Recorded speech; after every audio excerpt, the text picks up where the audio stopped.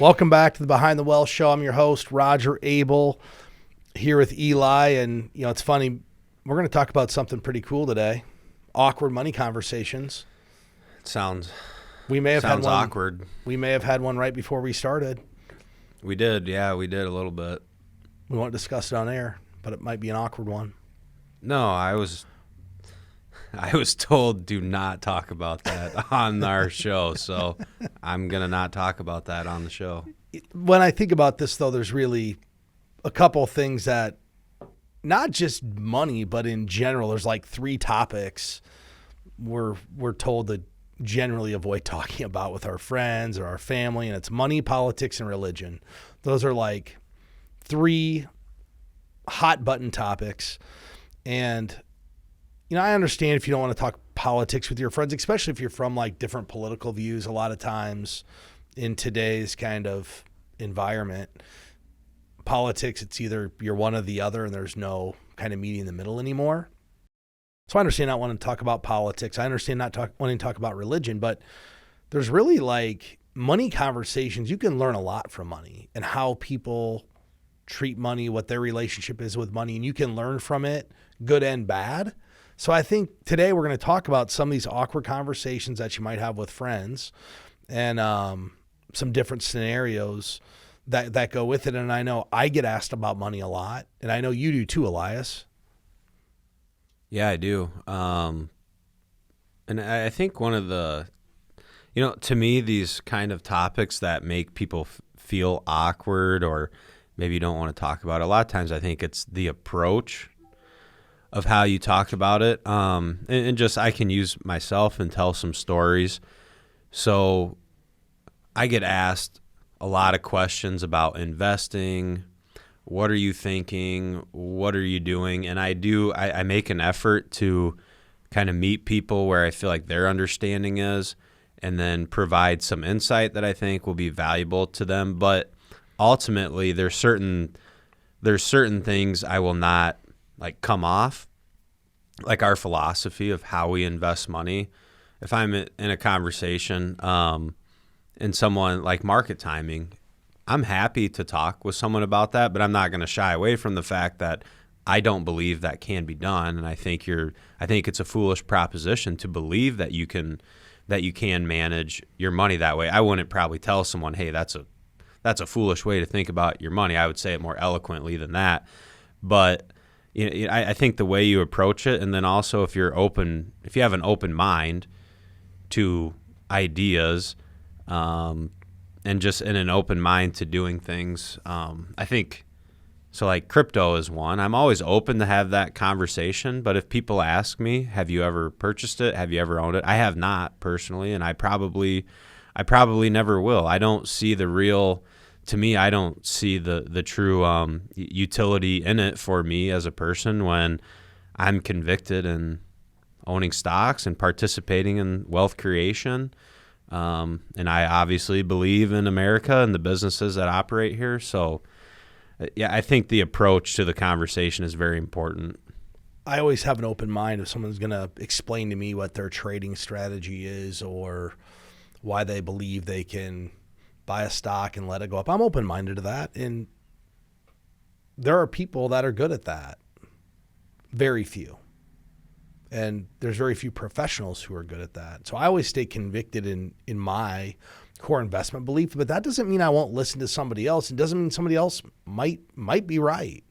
I just haven't seen, like you said, a whole lot of evidence that people can actually go out there and time the market and pick a bunch of really great stocks all the time and figure out when to buy and sell them. Some of the things I do is I'll follow like different chat boards just to see what people are talking about money-wise. And here's some of the scenarios I've found that might be awkward or people felt were awkward and were looking for advice. So let me just jump into scenario one. And I'm going to read this. This actually came from Reddit. It said, my friend group is made up of mostly dual income households, but I'm single. While I make decent money, I have student loans and other financial responsibilities and don't seem to have as much extra money to spend as everyone else. My friends don't hesitate when the idea of a trip, fancy dinner, expensive outing comes up. I enjoy spending time with them, but I don't want to go into debt to do it. I think that we're going to talk about this and what your thoughts are, Elias. But I think the good news about this question this person's asking is, I don't want to go into debt to do it. That's the right mindset to have. And when you look at what your friends are doing, her friends or his friends, I don't know, it doesn't say if it's a guy or a woman, they may be going into debt to do all of this. So the mirage of, hey, they can afford this really isn't there. They might not be able to afford it. They're just doing it because they want to enjoy kind of these lavish things in life. And that is true, because there are, and we know this very well, you may know someone who has very nice house, very nice vehicles. They may also have a lot of debt, so they can afford that lifestyle. I think here's what I really enjoy about this question. I think this is getting at the kind of the lifestyle budget things that we talk about. So this person clearly doesn't want to take on debt they don't want to live beyond their means. That's my interpretation of, I don't want to go into debt to enjoy these things. But you could start to define your lifestyle budget. And if, let's say this year, going on a trip that your friends are talking about is something you really want to do, and it's not going to stop you from saving your money and investing the way you should be. You won't have to take out debt to do it, or you can put together a plan to do that. Then you reward yourself with that. Make it a priority to have that cash available and do it. And you may have to, let's say you get invited to a fancy dinner every weekend between now and then. You may have to say no to some of those. I'm never going to tell someone say no to all of them. I know you can go out to eat a couple times and still accomplish your goals. Well, first thing that comes to mind here is, let's just talk about out to eat. Just because they're going to a fancy dinner, if you want to join them, doesn't mean your dinner has to be fancy. If you look at most restaurant menus, they have a soup or a salad. You don't have to drink fancy cocktails. You can still go enjoy the company if that's what you so choose to do on your own budget. I know people that there's a joke with someone in our friend group. They said, man, I didn't know somebody likes sandwiches as much as you. Well, you know the reason they get the sandwich every time we go out to eat? They're picking the cheapest menu option. It's not a bad thing. They just don't enjoy spending money going out to eat, but they want to be around their friends. So they're saying, hey, what's the lowest cost menu option that I could have? Because the food's not really that important to me. It's the friendship and camaraderie. So right. So that's a good way to approach that. Even the fanciest restaurants, they have a soup option. Okay, it might be $9. Maybe it's overpriced for soup, but you still get to go and enjoy it. You don't have to walk out with a $200 bill like your friends. But that said, I think when you're having these conversations with family or friends, if you share what your goals are with them, they're much more understanding. So what I mean by that is, if you approach your friends and say, hey, you know what? That really sounds like fun. I'd really like to do that. But right now, I'm laser focused on paying off these student loans so I can really afford to do that. They're not going to think poorly of you because you don't want to go to the fancy restaurant. In fact, they may actually say, hey, let's go to the lower cost restaurant you can afford to go to so we can hang out. They may not know what your financial situation is or your goals. And you know what? They probably don't know. So I think if you just have an open-ended conversation with your friends about what your goals and priorities are, they'll really understand. They might think you're weird. In fact, I think about Dave Ramsey. Those people go on rice and beans and rice. They don't do any of this stuff. But when they tell their friends what they want to do, if they're really good friends, they're going to understand, and they're going to be highly supportive of what you're trying to accomplish. They will. And I think you'll find if you're honest with the conversation, I think you're going to find that other people in your group probably feel similar.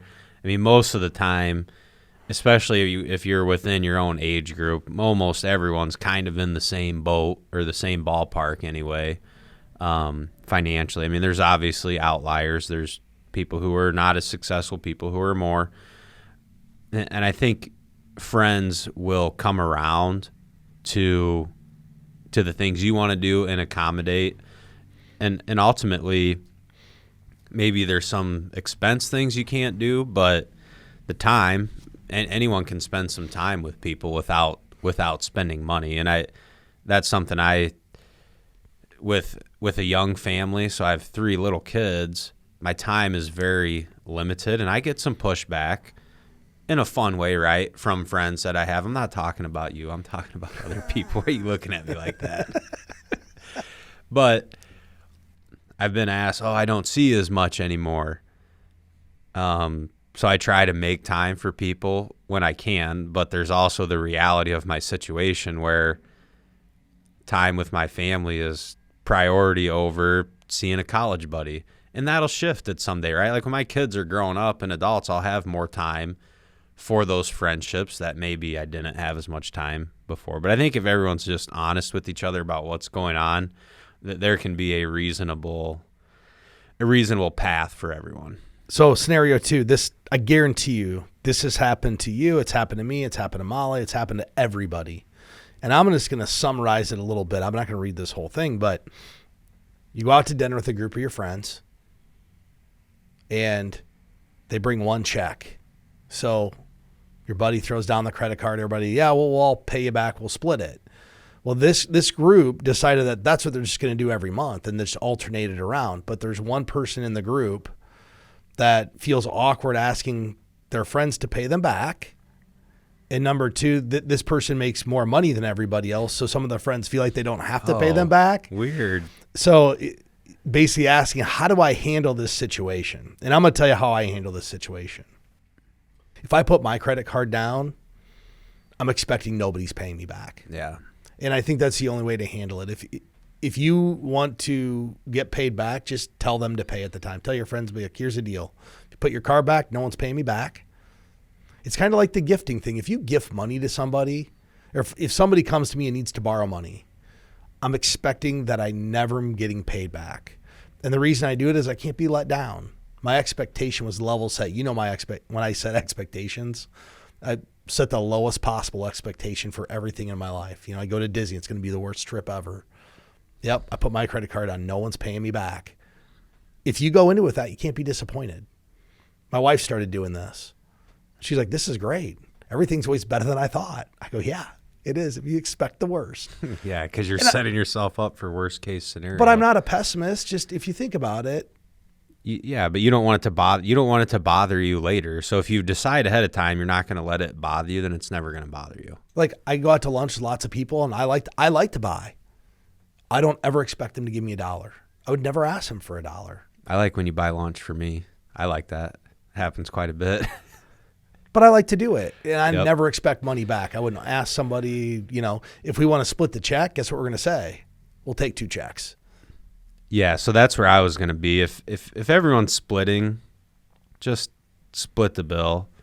So I know me, if I'm paying for everyone, I'm just paying. I'm not going to ask anybody for money. Now, this situation where it's a big group of friends, I'll just tell everyone right now, if I'm with all of my college friends and we're out to dinner, I'm not paying for those guys. If someone else wants to pay and expect everyone to pay back, I'll do that. I'm paying right away. I'm getting my bill paid back to that person. Because you're going to get stuck with the majority of the bill if you try to sort it out. I've been there too. Yeah, and I just don't have, this might sound bad, I don't have confidence in those guys to follow through. So I hope they're watching the show a lot. I hope so too. They know. They do. They know. They know. So that's where I would be. But one, I don't want anyone to ever think, oh, Eli owes me for lunch one day 3 years ago. That's not going to happen. I'll participate in something like this. I'm just not going to be the one financing. And in our group, we do have a friend who much more successful than everyone else early on, and he's done some stuff like this. And then you hear stories about being on payment plans with friends, and I'm like, dude, I am not getting involved with a payment plan to you. You can pay for everything. Here's your money right now. So I just avoid that whole situation. Scenario 3, this is a really good one. So this is more of an awkward money conversation with a significant other or soon to be significant other. But the question was asked, I've been dating my girlfriend for 5 years now. I plan on proposing in the next year. I think I'm good with money. I have no debt. I'm investing 18% of my income into the 401k, and I have a healthy amount of money saved that I plan to use for an engagement ring towards a down payment on a house and the wedding and other things. However, I'm pretty confident my girlfriend is in a bad financial situation and has a lot of debt. I went to the same college, so I know how much tuition was, and her parents weren't able to pay for school. She has a good job, but I don't think it's enough to support her loan payments and her lifestyle. She is big on keeping up appearances. Well, you want your fiance to keep her appearance up. Just saying that's a lifestyle investment. The rent on her apartment is almost double what mine is, and every time I see her, she has lots of packages. Has just been shopping online or is wearing new clothes. I don't mind helping her pay off some of her debt if we get married, but I want to know what I'm getting into before I do. How do I bring up the topic?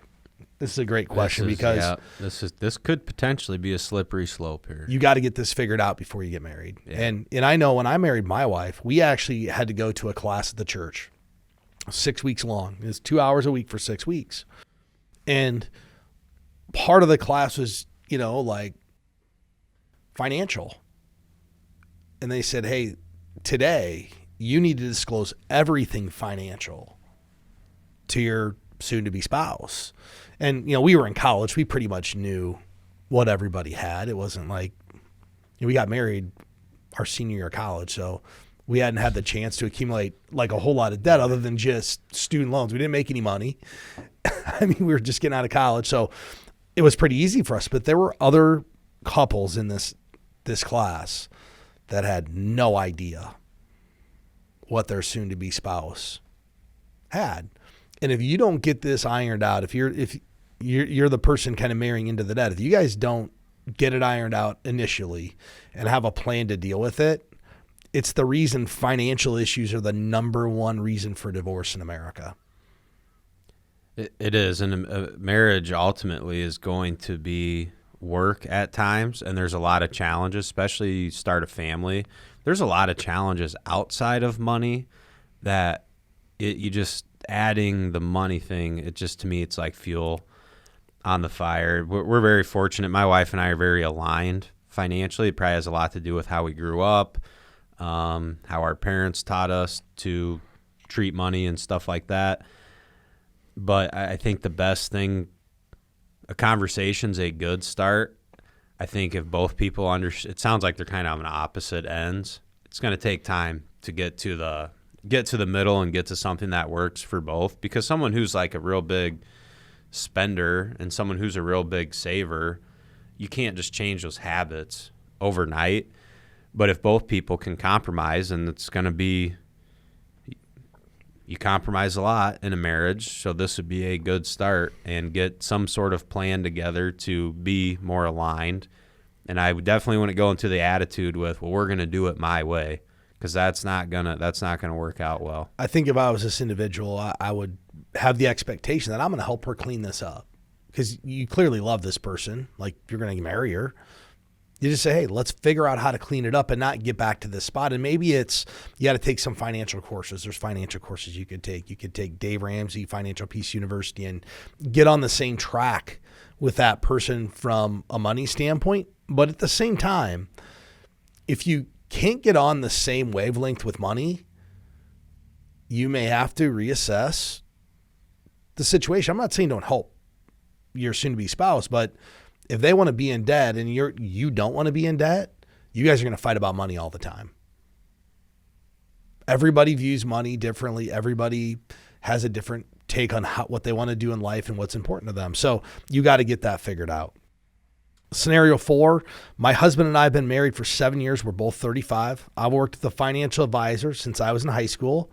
My parents' financial advisor helped me open a Roth IRA when I first started working, and has helped guide me with the decisions in my 401k at work. My husband, on the other hand, manages his own investments. He does a great job setting aside money. He contributes a significant amount to his 401k. And outside of that, he has a Roth IRA and brokerage account he manages himself. He recently suggested that we start investing in a joint account. And while I'm open to the idea, I would prefer to use a financial advisor. But he has already said he wants to manage the funds himself.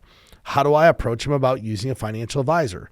I suggested he meet with my advisor when he opened a Roth IRA a few years ago, but he didn't think a financial advisor was necessary until retirement. Good question. And there are some people that can do this themselves, but there's an old adage, you don't know what you don't know. And that's why you work with a financial advisor. I interviewed a new couple a couple weeks ago, and they'd never worked with anybody. They're getting ready to retire. They'd never worked with anybody. But as I started running through all of the things that we could help them with, and none of those had anything to do with an actual investment or rate of return or anything. It's just all the other stuff, backdoor Roth IRAs and tax issues and all these different things I started thinking about. We're halfway through the conversation. They're like, yeah, now I know why we need to hire you. We never talked about an investment. In this situation, the husband doesn't know what he doesn't know. And investing in a Roth IRA or a 401k is completely different than an individual account, because you have tax issues in an individual account or a joint brokerage account that you need to address. For example, I promise you, somebody listening to this podcast right now had an account that went down in value, but still had to pay tax on $15,000, $20,000, $30,000, $40,000 of capital gains. Why is that? Because they own a mutual fund and had a capital gain distribution. And they're asking themselves, why would I have to pay tax if the market went down? Well, there's trades were placed inside of there. You still have to pay the tax and the winners that may have been in there a long time. Most people opening up a joint brokerage account don't understand what a capital gain distribution is from a mutual fund company. And that's why you work with a financial advisor. My guess here is the spouse is only looking at the cost of having an advisor, and he's looking at it as just a cost. He's not looking at it, this is the added benefit of having an advisor, and he probably doesn't even know how much it costs to work with the financial advisor. Yeah, probably does not. And those are all the things that I would be curious about. Like, what's the time, the desire, and the knowledge the person wants to put into it. And I've got another recommendation. Here's what I would do. If you can't convince your spouse to do it and you want to open it in a joint brokerage account, and let's say you're going to put $2,000 a month into this thing. Okay, do it yourself, or you get $1,000. You're going to run this joint account, and I get $1,000 to run with my financial advisor. And in 5 years, we're going to figure out who did better, and that's who can manage the money. I like that. I mean, that's a compromise. There you go. That's just when you talk about compromise, it doesn't have to be all or none. Let's see who did better. And maybe there's not enough information here. Maybe he's done really well in his 401k, so he believes that he can outperform the advisor. But the other thing you have to look at here is what's the risk parameters, because I've had people come in here before. They're like, well, the 401k did better than what you're doing. Well, yeah, you have 100% stock in your 401k because you're doing that yourself. And you have 30% fixed income and 70% stock here. When the market goes up, of course you're going to outperform. But when it goes down, you're going to massively underperform this 70-30 portfolio, whatever somebody has. So I would probably try to flip this conversation into how do we compromise on this? You want to keep doing it? You get half the money, I get half the money. In 5 years, we're going to figure out how to have it all be one, or maybe you just keep doing separately, but it can still be a joint account that different people manage. It can. I would suggest in this situation, even if you're going to manage it, I think disclosing to your spouse's financial advisor at least what you have and how you're investing would be a good exercise too, because then at least that person can understand how to help give your family advice. Or if you're not willing to share those things, there's really no insight into how you're investing, what your philosophy is, and then any sort of financial planning or anything. So I think I would think most firms would be open to that, at least disclosing what you have. I tell everyone, sometimes we bring on a family, they might want to keep one account that they manage for themselves for a hobby or whatever reason it might be. I would at least like that disclosed. I want to understand the total picture, right? So I think maybe at least letting them know what's going on. What's the next one? Well, here's the last thing I'm going to say about that. Regardless of what they do, those people will probably be successful because their goal here is to save more money. So whether the financial advisor does it or the do-it-yourselfer does it, it's a good move to save more money. I wouldn't get caught up in the minutia. If your husband insists or your wife insists that you have to have a financial advisor or do it yourself, don't let that stop you from setting aside more money. That shouldn't be like a barrier of doing this for this family. No. So here's another awkward money conversation, and this one is money conversation with parents. So in this scenario, the parents are getting older. They've been closed-minded about talking about money, which is more common for older generations. And then there's an example. When I was 18, I asked my dad if they had a credit card just out of curiosity, and he told me it was none of my business.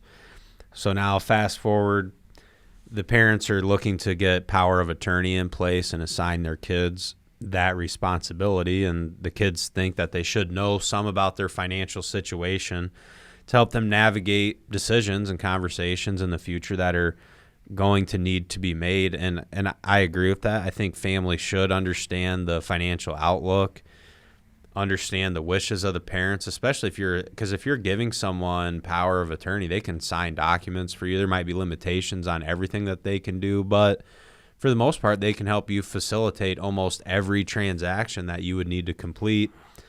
And how they need guidance. If you've never had a conversation about your wishes, there's no guidance to the decisions, and there's also no playbook, or there's no just in general information that says, hey, when you're POA for your parents and this happens, you do this. It's unique to every situation and every family. So I think they're going to want and appreciate some level of guidance when that time comes. I think the key here is it's not just a pop-up question. And what I mean by that is you just can't say, hey, like the first question they asked is, do you have a credit card? That just puts somebody on the defensive. You know, we always frame things in different ways, like what has to happen. Like if this happens, what has to happen for you to feel good about it? Put the conversation to their hands and be very prepared, because especially if your parents aren't open-minded about this, be clear and kind in your tone. Ask them what their plans are. Just all those things to get them to open up. But if you just say, hey, how much money do you have? That just puts somebody on the defensive. You know, if you get sick, what has to happen for you to feel comfortable about your money? Like they'll start to open up about what they want. And that's how you ease into this versus how much money do you have? How much do you have a credit card? How much of your money do I get in the future? Well, that's my favorite question. That's what it sounds like. But here's the thing, Elias, people don't actually understand that's what they're being interpreted at. So that's why just be really clear and concise about what you're trying to accomplish here, because you don't want this to go sour. And, you know, to the older generation listening to this, you should have discussions about what you want to have happen to your money and how much you have. Because if you don't, what's going to happen to your money is what your beneficiaries choose to have happen and not what you'd choose to have happen. That is correct. You know, you need to have discussions about this. And I don't understand why families are so closed off about talking about it. Because when you pass away, if nobody knows what's out there, nobody knows your wishes, I promise you there's going to be hurt feelings somewhere along the line. Feelings are going to get hurt no matter what. You almost cannot avoid the that. Better job you do of planning, hey, this is what I want to have happen with this money, the fewer feelings are going to get hurt. We've had an old story here, or old adage, the easiest way to break up a family reunion is throw a $100 bill on the floor. And that's true. Like, I can go case after case where we have this strong family unit. There's no communication about what was going to happen with the money. Mom and dad die. Kids don't talk. And I don't think there's any parent out there that don't want their kids to get along after they pass away. And it's really sad if it's about money, because you didn't want to open this line of communication up with your family to tackle the problem while you're still here versus letting the kids duke it out when you're gone. I know once you're gone, it's not your problem. but I don't think that's how you want to leave things. Yeah, and it's sad and unfortunate when you run into some of those situations where someone feels it's unfair, or someone didn't know what was going on. And so here's another good one, and this is conversations with another family conversation. So the scenario is we had an older sister move back to a hometown, staying with a family member, her sister and that person's spouse. And it's turning into an extended stay and not just a few weeks. And the person who's hosting heard the sister talking at a family get-together and saying, well, I think I'm going to plan on staying there for several more months because it's helping me save money, and they live in an area with high cost of living. So now the spouse wants to charge the person rent, and wondering how to bring this up. And I think this is, you're going to have to be clear and honest about it, but I can totally understand this situation. I feel like when you're a guest in someone's home, you're a guest, and then there's like this fine line where you're starting to become a tenant. And if you're in that area of becoming a tenant, it's totally fair for them to ask you to help out. Like, you shouldn't be, if they're providing all the food, the roof over your head, and all this, you might be able to save a little bit of money, but you should be chipping in. Here's how I tackle this. I had a cousin live with me for a year. I didn't charge him rent. Like, I think if you invited there's two paths here. It's like gifting money. You shouldn't, when you said you could move in, you shouldn't have expected anything in exchange. If you want her out. Did you put a timeline on how long? I knew he was going to be there for a year. Going into it? Yeah. Okay, that's different. This No. This was I want to stay with you for a couple weeks, and now it's turning into 8 months. You didn't let me finish. Okay. There's two roads here. One, you keep letting her live there rent free, or you give her a timeline when she needs to be moved out. But charging your family rent, I mean, think about it. The animosity that it's going to take. Say, well, could you pitch in $100? You're living there either way. You don't have any, maybe you say, hey, could you grab these things at the grocery store? That doesn't mean you have to say, you need to pay me X dollars a month. Like, if it wasn't hurting you financially 3 months ago, it's not hurting you financially today. So this is just what this really is. This is a case of the husband wants the sister to move out. Yeah, I agree. So I'm saying it's fair. I'm not saying this is how I would handle the situation. Well, I'm saying it's fair. It's fair, but to charge the person. They're living at your house. I'm saying that's not outside of reason. If you want to keep your family unit and not get in a fight, the easiest thing to do is not charge rent or give a deadline on when they need to move out. Be like, hey, we need to get back to our normal family life, and you're going to need to find your own place to stay, because here's what's really happening. The sister is taking advantage of the situation here. The only reason she's still living there is because she wants to keep saving more money. And her but her choices are starting to negatively impact. Right. The husband just unit. wants the sister out of the like, he's ready to take his life back. I knew my cousin was staying with me for a year. We had a great time.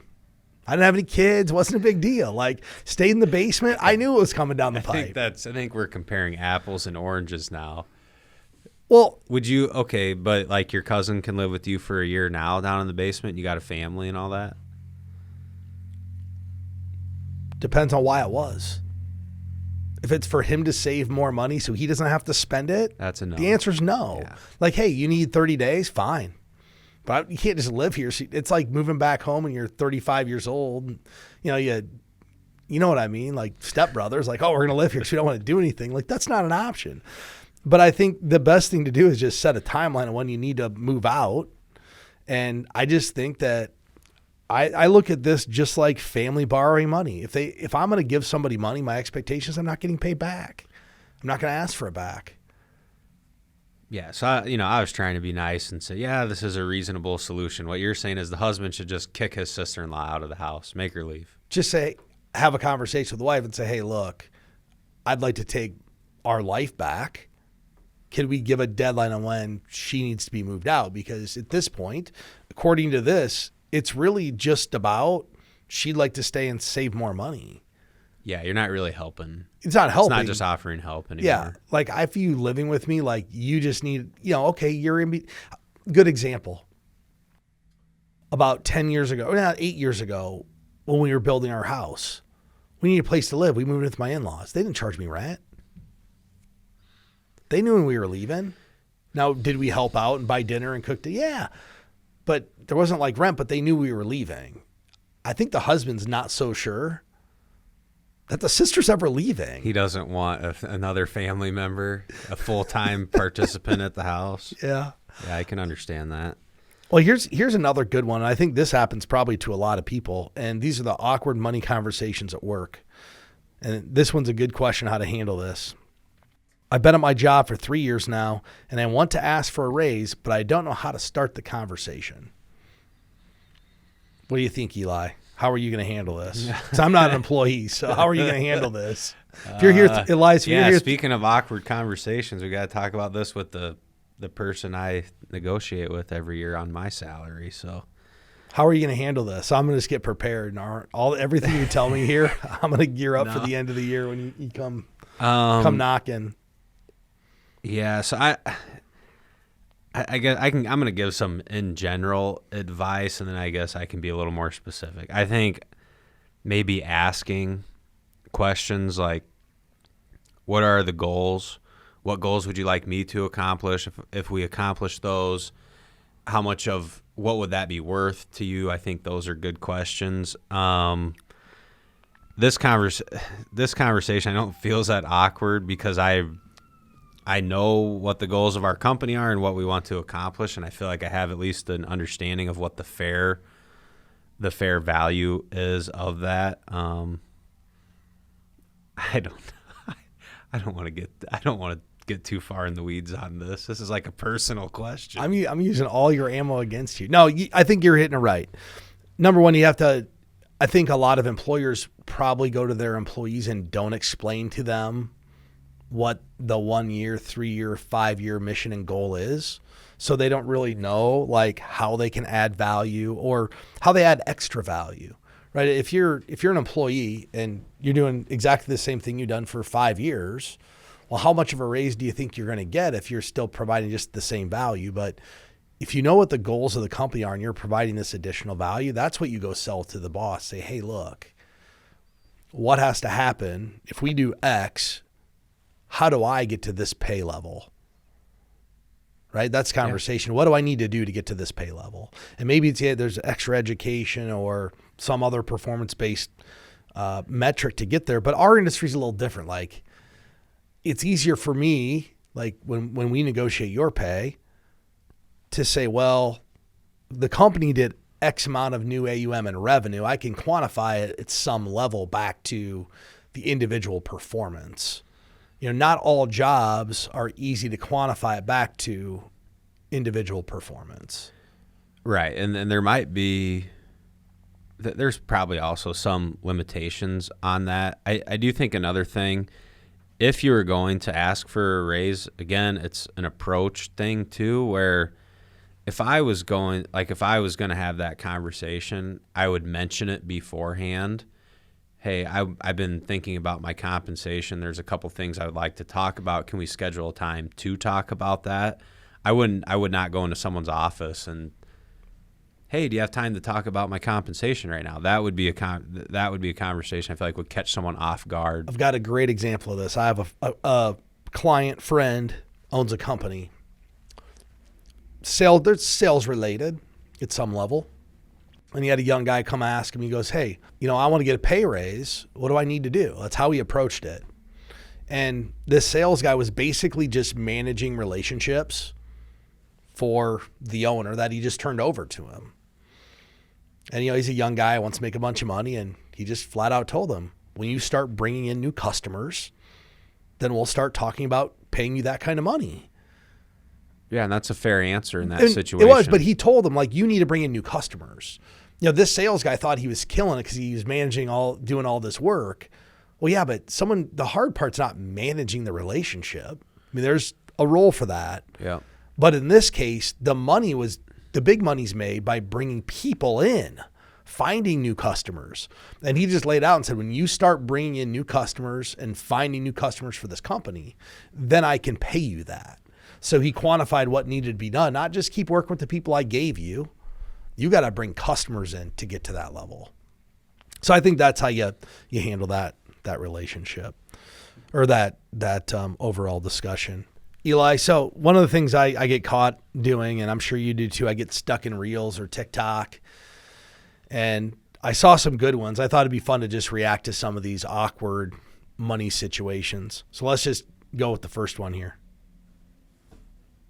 Okay, so we're going to have dinner with friends, and my friend invited us to her house for dinner. She said everybody bring their own steak, which is reasonable.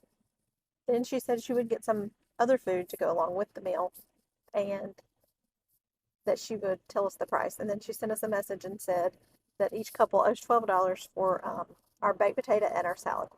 Has anybody ever been invited to dinner and then charged for the side items for their food? Just to make fun of her for this, the rest of us have decided we're going to pay the $12, but we're doing it in quarters. So I'm about to be at her house, and I'll let you know how this exchange goes. Like medium. Hey, Angie and Bobby's. In case anybody's wondering, I just want to let you know that this friend that is charging for the baked potato and salad does not live in like a trailer or something. She lives in this nice neighborhood, this nice big house. She's not poor by any means. Okay, so this is great. I actually have a story about this. I'm not going to reveal who did this, but I have a story, and this is what I think. One, if you're inviting someone to your house, you're not charging them for the side salad and the potato. Like, you're throwing a party. You can supply something. They're bringing their own steak. Like, supply something. How does someone have a $12 baked potato and salad at their house? I've got a better one for you. How does that even work? I'm not even going to disclose who this is, but I have a story. So a group of guys went golfing, and one of the gentlemen owns a house in a different place and invited this group of like 12 guys over to his house for dinner. Said, hey, yeah, I'm going to make dinner for everybody. So they have dinner and drinks. At the end of the night, he hands everybody a bill for $32. He didn't tell them they were paying. He handed them a bill for $32 to all these guys to cover the cost of the dinner.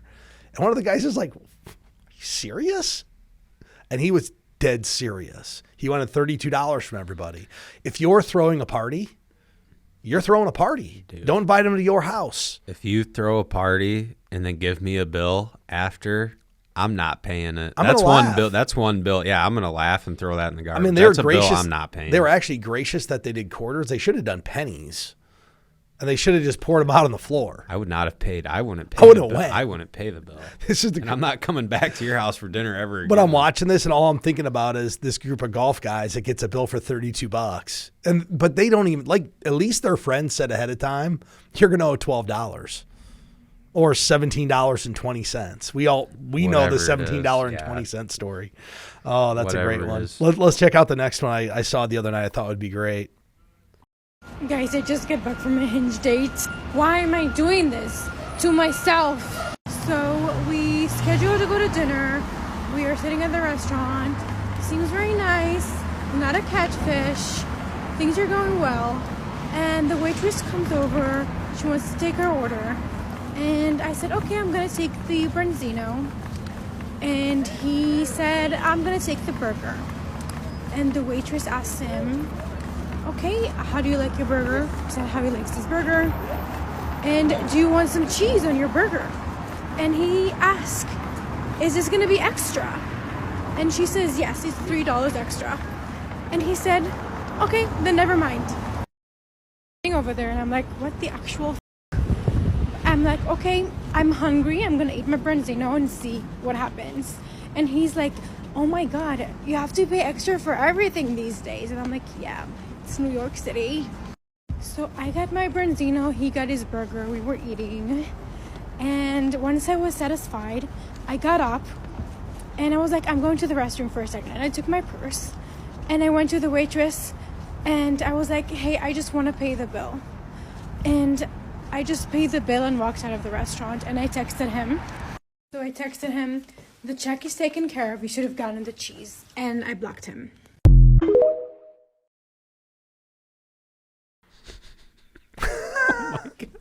What do you think about that, Elias? First of all, it's like crazy video editing. Half of it you can't follow, but beyond that.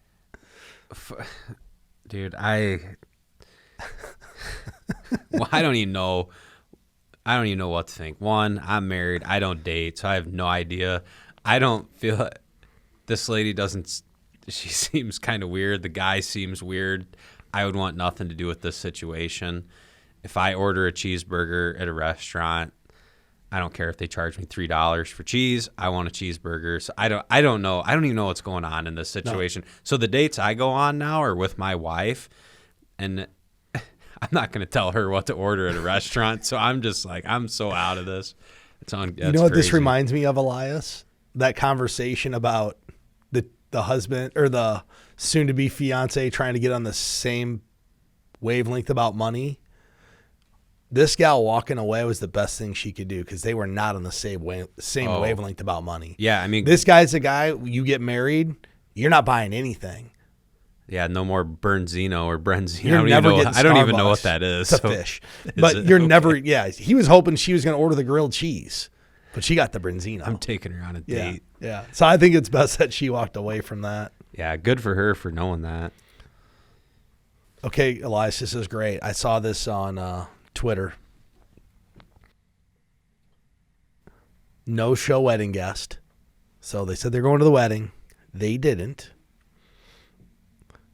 They got sent a bill for their wedding reception dinner for not showing up. Oh. What do you think about that? It depends. Have I sent my gift yet or not? Because if I haven't sent the gift, that's not getting sent. Their bill's getting paid. If the gift has been sent, the bill's going in the garbage. That I don't know. I've never even heard of that, so I don't know how that works. I mean, I would never do that. Stuff happens. Like people get sick, family gets sick. If you invite someone to your wedding, why is there any expectation that you be paying for your food? Like I didn't pick where you had this wedding. I don't know how much it is. I'm never paying this. You know what the greatest line about getting invited to weddings? Do you remember it was the Netflix thing with the Bulls, and they're talking about how Phil Jackson didn't get invited to the general manager's kid's wedding, and then the owner of the Bulls was like, if someone doesn't invite me to a wedding, I'd like to thank them. That was the greatest take on wedding invites. Oh, that's a good one. I think that if you have a wedding, you invite somebody and they don't show up, number one, I wouldn't even know. Yeah, how would you notice? I mean, what is this, like an 8-person wedding? I guess we don't have the context, but this is like, our wedding, we had like 350 people. I didn't know who didn't show up. I mean, is what it is. It's kind of part of the deal. And then this last one, I think this will be a good one here to end the show on.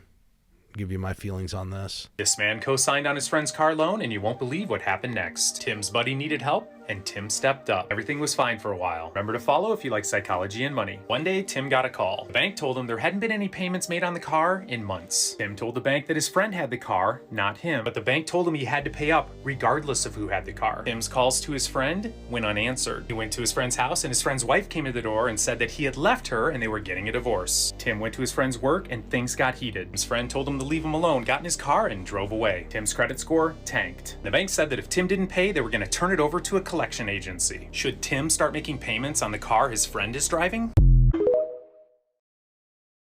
Lesson 1. Don't co-sign anything. You know why they want a co-signer? They knew Tim couldn't afford to pay. Yeah. That's why Tim needed a co-signer. If somebody needs a co-signer, it means the bank saying, I don't believe the person taking out this loan has the ability to repay it back, or I'm not very confident that they're going to repay it back. So I'd like you to sign saying you will pay it if they don't. I could understand doing this for like my kid, if they needed to buy their first house or something, like I'd do that. But there's no way I'd ever co-sign anything for somebody that isn't my family member. Ever. Like you just said, the bank's already made the decision. They don't trust the person. So if the bank's not going to trust them, why should you? Here's the other thing. Even my family, I'm only co-signing if I believe in it. My daughter comes to me and says, hey, Dad, I want to buy this car, co-sign. That's a hard no. I'm not co-signing a car loan. Like even a house, like you should be able to afford the house. But I understand, like, you know, maybe you have a job you've only been at a year and it's a really good paying job. You might not have enough like history in that job to get the loan. So if you start making if you co-sign and you start making the payments, can you repossess the car from the person, or is that like considered stealing the car? I wouldn't think it's stealing the car. I don't know. That's a good question. I bet if we got on TikTok, we could find it. Yeah. I don't know. I don't know the answer to that question. I think that's why he's saying, hey, you know, what should we do? I would guess you could repossess if they're not paying it. Go to the bank. Maybe you could go to the bank and, you know, take yourself off of it, pay the back money, say, hey, it's all on him now. I don't know. I've never been in that situation because guess what? I won't put myself in that situation. No, don't do it. Don't co-sign loans. I think that's how we're going to end the show. Don't co-sign loans. With that said, I want to thank everybody for listening. Elias, if you need a loan, I'm not co-signing it.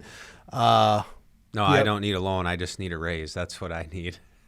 Well, you already gave me all the ammunition you're going to come at me with, so I have about 6 months to think about it. With that said, I want to thank everybody for listening. We'll catch you next time.